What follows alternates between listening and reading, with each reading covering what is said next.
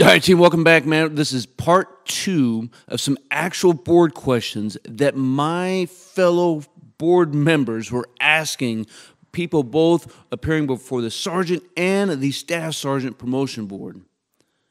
Actual questions that I hand jived out. Boom, right there. So, look, man, that's what this channel is all about.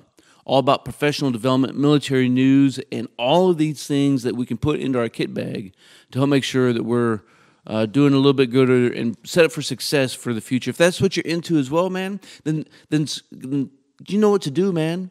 Subscribe to the channel and click the notification bell so you can stay up to date on some future Dadgum content. Now let's get this thing going. Now in the previous video, which I'll leave a link to right up there and down in the description, I'll try to as well. You can go check out 4 actual board member questions. These were not my questions. These were questions that were asked by my peers to the left and to my right. So we asked 4 in the last time, then we're going to ask 4 this time. Along the way, I'll give you some tips and tricks and things, other things you can put in your kit bag.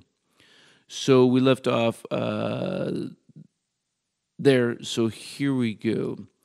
So a soldier is under investigation, and their performance is degrading. What are your actions? Now, when this question was asked, you probably have no idea what I'm looking for, right?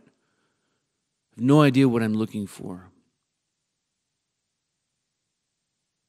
And that's okay. The thing is to keep your mind and the Rolodex moving at a steady rate that's fast enough to start answering the question. Now, if you don't understand a question, the very first thing to do is say, First Sergeant, could you please rephrase the question?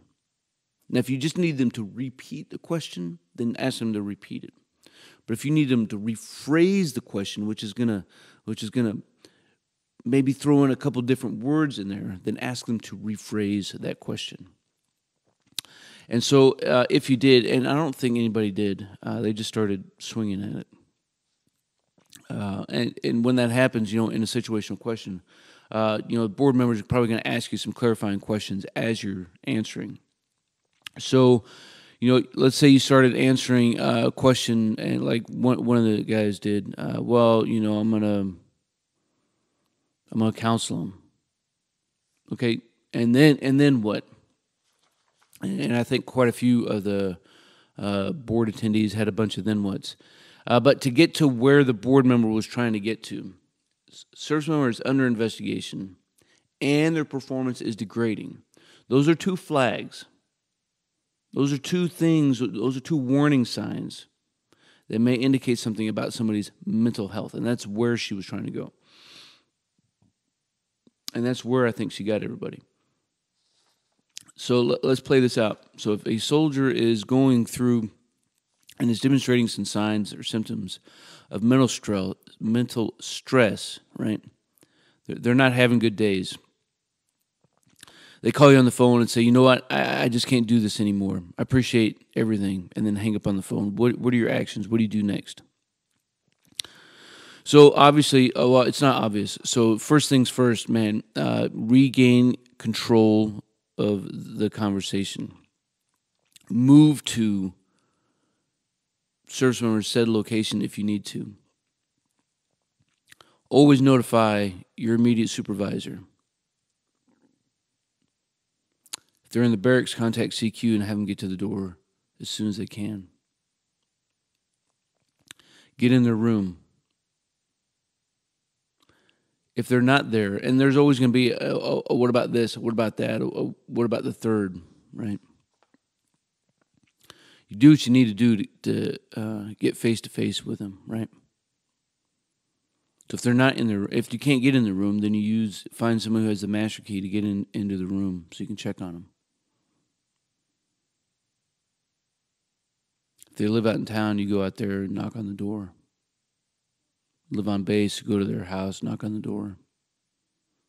Still concerned, man. I've had to call the MPs in the past and have them come out to gain access into the house because we were deeply concerned about possibility of suicide.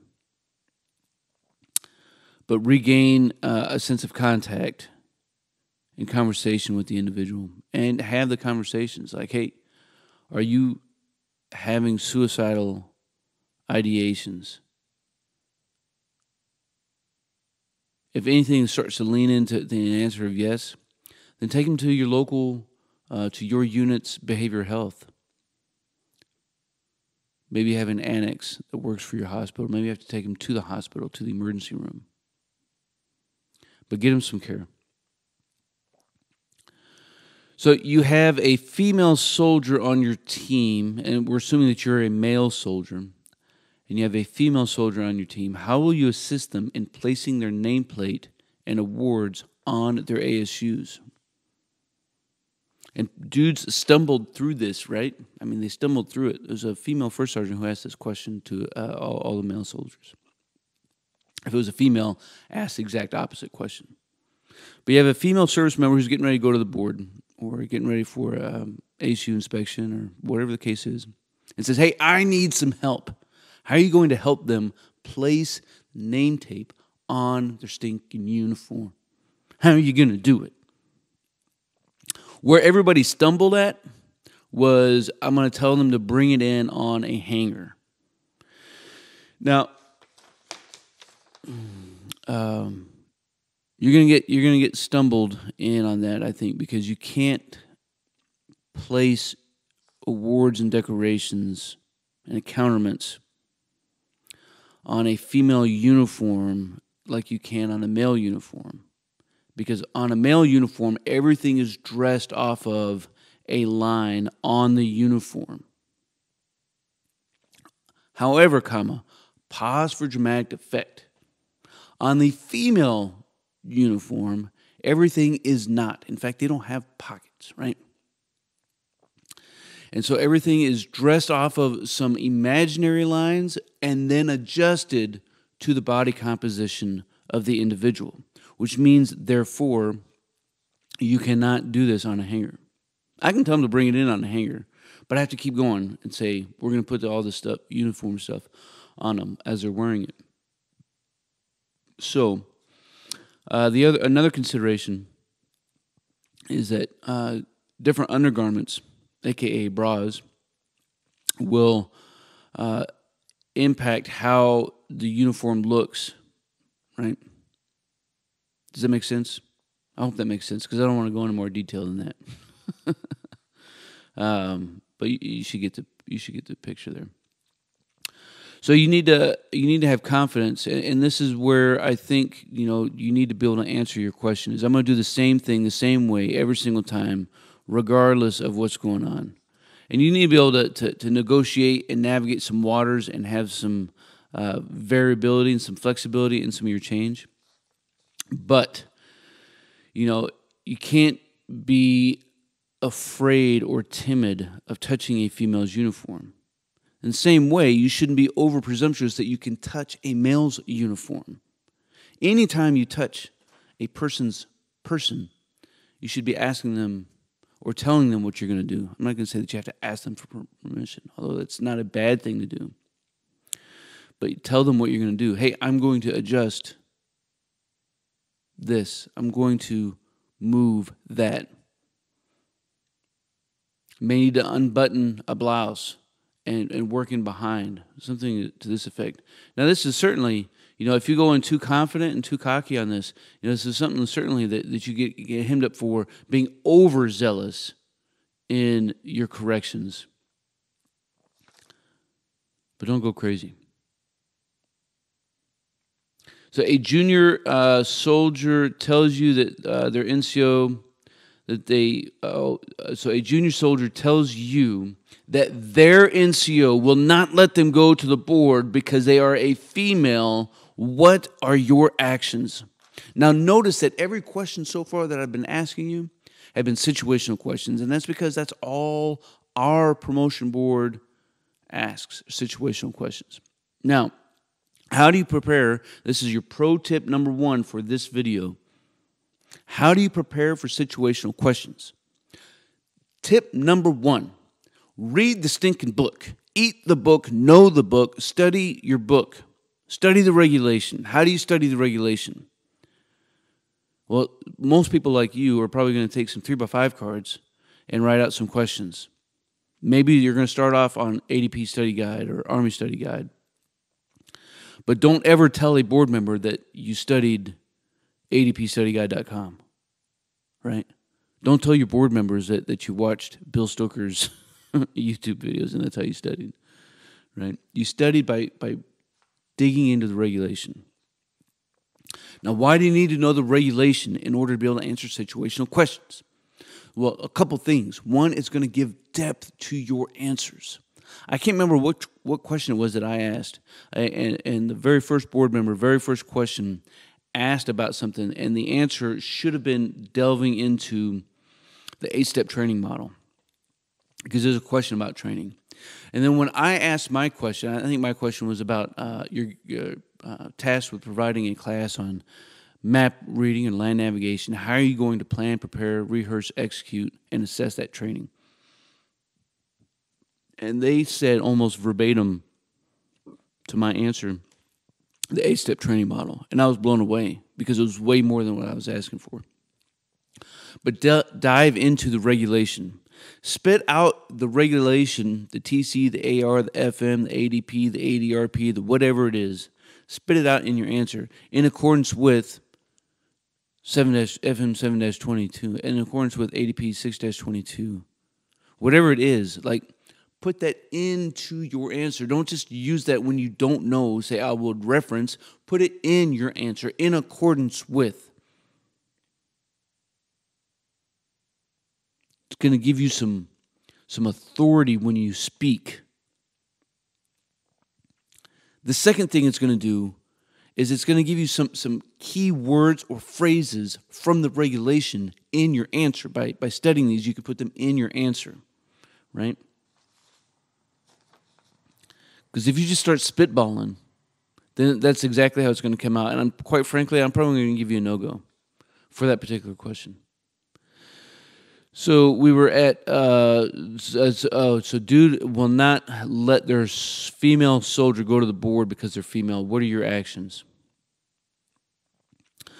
So some folks stumbled on this question, and I think the biggest thing that I think if you answered something along the lines of, I'm going to talk to that female soldier, my friend, my counterpart, my battle buddy, and get a depth of clarity to why they believe they're not going to the board.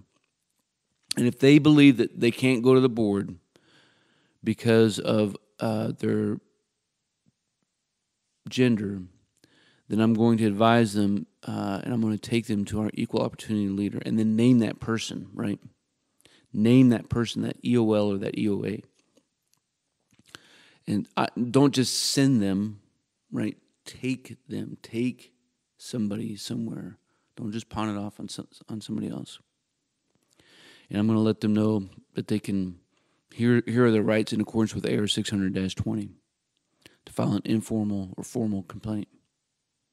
Prior to doing that, I'm also going to let them know that I can go talk to, right? They can use me as a third party. I can go talk to their NCO.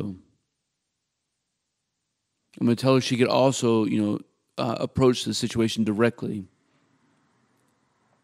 So you don't always have to jump off in a reporting answer.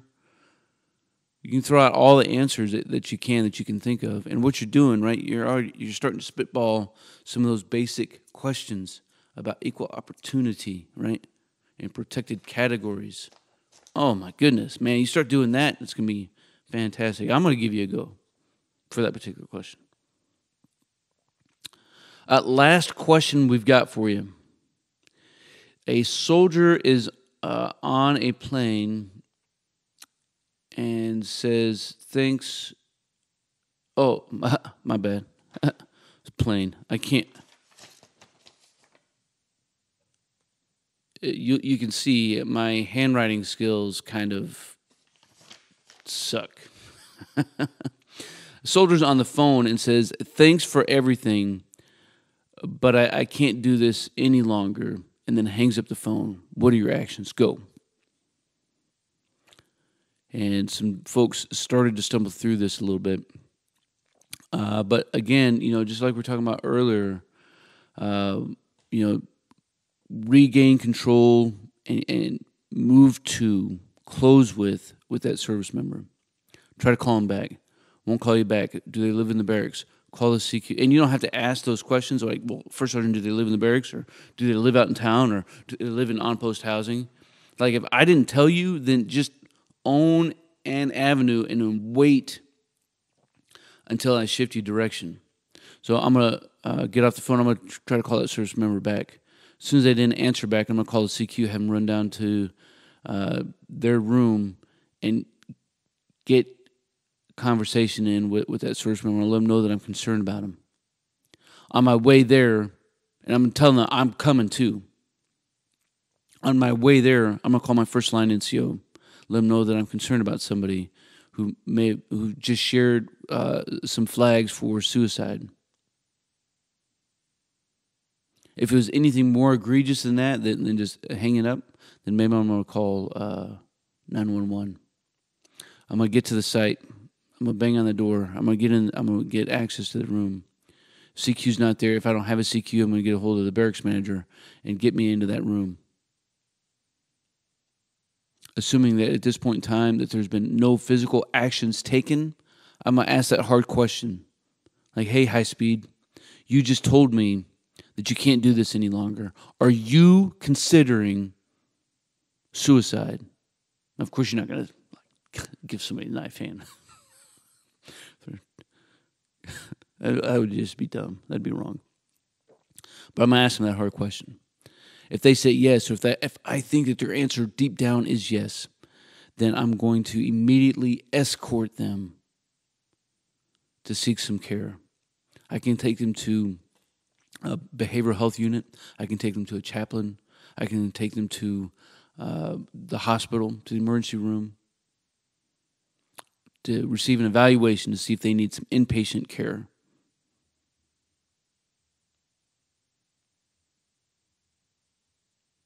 My concerns are serious. I can get their family's information, off their DD-93, and let them know that their son or daughter is having some suicidal ideations, or maybe even attempt. Right. Hey, I hope you enjoyed the content of this video. If you did, make sure you smash that like button. If you think somebody else out there may get some benefit from this conversation, then dadgummit, man, hit that little share button and send it out to somebody. Let's enlarge our conversation so that we can continue to master our craft each and every single day, because iron sharpens iron. Until then, man, y'all, you stay out there, you keep grinding, and you stay stoked.